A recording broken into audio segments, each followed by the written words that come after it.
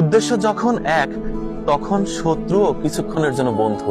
দেখুন, একটি ভিন্নধর্মী জিনিস দেখুন, বকের কত কাছে রয়েছে হিংস্র কুকুরগুলো।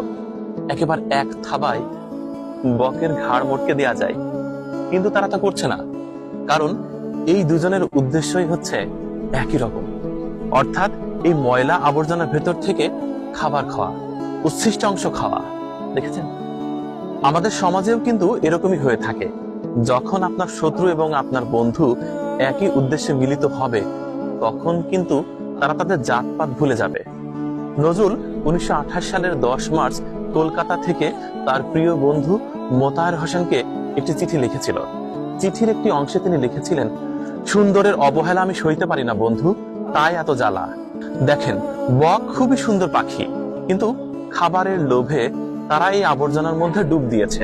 শুধু তাই না, হিংস্র কুকুরের সাথে কাঁধে কাঁধ মিলিয়ে, অর্থাৎ বন্ধুত্ব স্থাপন করে তারা ময়লা থেকে খাবার খাচ্ছে। আমি যেখানে দাঁড়িয়ে আছি, ঝিনাইদহ শহরের সব আবর্জনা, সব বাসাবাড়ির ময়লা এখানে রাখা হয়। এই ময়লার মধ্যে কি চমৎকার শ্বেত শুভ্র, অর্থাৎ সাদা মেঘের মতো বক খাবার খাচ্ছে।